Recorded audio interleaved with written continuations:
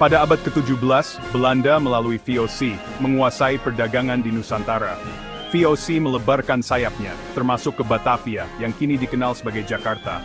Di sekitar Batavia terdapat banyak perkebunan yang menghasilkan komoditas berharga. Salah satu komoditas penting adalah kopi. Kopi menjadi primadona yang diminati pasar Eropa. Untuk memenuhi permintaan yang tinggi, VOC membutuhkan banyak lahan perkebunan. VOC memberikan hak konsesi tanah kepada orang-orang Belanda yang berkuasa. Mereka berharap dapat mengolah tanah tersebut untuk menanam kopi.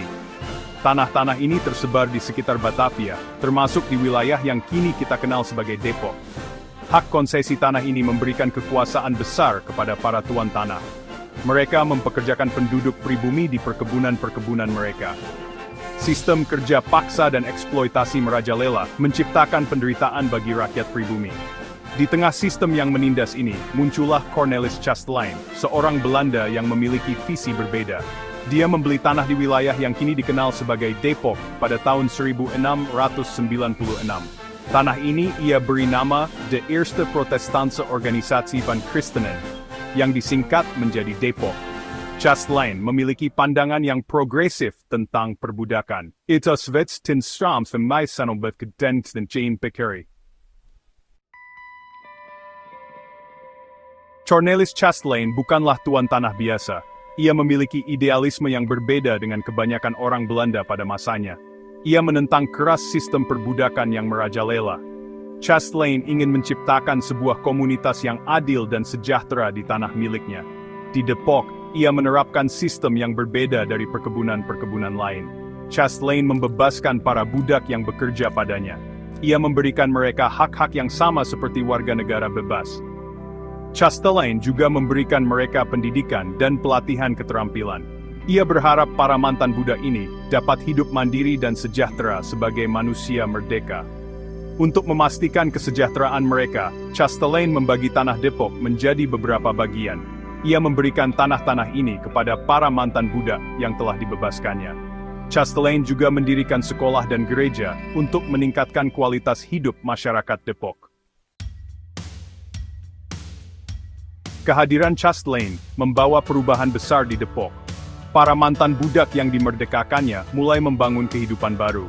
Mereka belajar bertani, berdagang, dan mengembangkan berbagai keterampilan.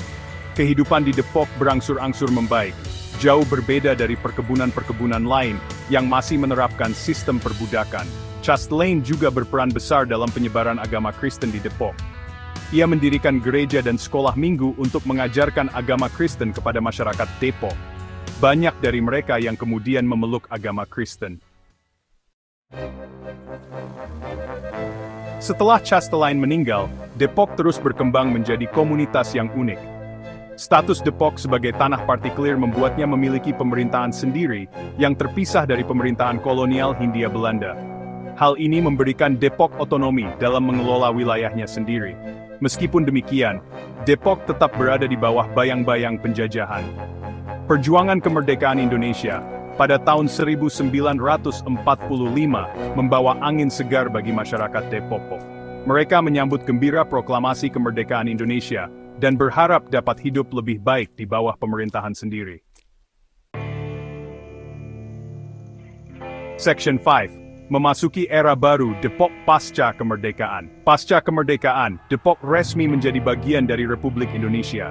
Status Depok sebagai tanah partikelir dihapuskan dan pemerintahannya diintegrasikan ke dalam sistem pemerintahan Indonesia. Masyarakat Depok pun turut serta dalam membangun bangsa dan negara Indonesia yang baru. Pada masa awal kemerdekaan, Depok masih didominasi oleh lahan pertanian. Namun, seiring dengan perkembangan zaman, Depok mulai mengalami perubahan. Urbanisasi mulai terjadi. Penduduk dari berbagai daerah berdatangan ke Depok untuk mencari kehidupan yang lebih baik. Seksi 6. Pertumbuhan pesat. Depok menjadi kota tidur. Pertumbuhan Jakarta yang pesat membawa dampak besar bagi Depok. Depok yang awalnya merupakan kota kecil di pinggiran Jakarta, kini menjelma menjadi kota yang ramai. Banyak penduduk Jakarta yang memilih untuk tinggal di Depok karena harga tanah dan rumah yang lebih terjangkau. Depok pun berkembang menjadi kota satelit Jakarta, atau yang lebih dikenal dengan istilah kota tidur. Setiap pagi, ribuan penduduk Depok berbondong-bondong berangkat ke Jakarta untuk bekerja dan kembali ke Depok pada sore hari. Perkembangan ini memicu pertumbuhan sektor properti di Depok. Berbagai kompleks perumahan, apartemen, dan pusat perbelanjaan modern mulai bermunculan. Seksi 7, Pendidikan Tinggi di Depok, Kebangkitan Intelektual. Kehadiran Universitas Indonesia di Depok pada tahun 1987 menjadi tonggak penting dalam sejarah kota ini.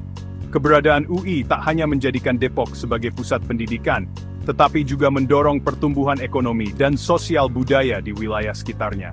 Universitas Gunadarma kemudian menyusul, membangun kampus utamanya di Depok. Kehadiran dua universitas besar ini menarik ribuan mahasiswa dari seluruh penjuru Indonesia, menjadikan Depok sebagai melting pot budaya dan pengetahuan. Seksi 8. Tantangan Kota Modern, Kemacetan dan Lingkungan. Perkembangan pesat Depok tidak terlepas dari berbagai tantangan. Kemacetan lalu lintas menjadi masalah klasik yang belum terpecahkan. Pertumbuhan jumlah kendaraan yang tidak sebanding dengan pembangunan infrastruktur jalan menyebabkan kemacetan parah, terutama pada jam-jam sibuk. Selain itu, Depok juga dihadapkan pada masalah lingkungan. Laju konversi lahan hijau menjadi pemukiman dan infrastruktur menyebabkan berkurangnya daerah resapan air. Akibatnya, banjir kerap melanda Depok saat musim hujan. Seksi 9. Masa depan Depok menuju kota yang berkelanjutan. Depok saat ini tengah bertransformasi menjadi kota modern.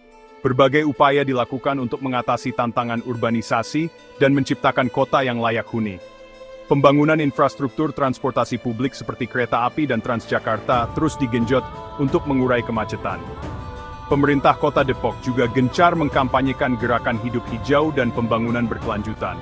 Penanaman pohon, pengelolaan sampah, dan konservasi air menjadi fokus utama untuk menciptakan Depok yang lebih hijau dan lestari. Masa depan Depok berada di tangan para pemangku kepentingan dan seluruh masyarakatnya. Dengan kolaborasi dan sinergi yang baik, Depok dapat bertransformasi menjadi kota modern yang maju, sejahtera, dan berkelanjutan.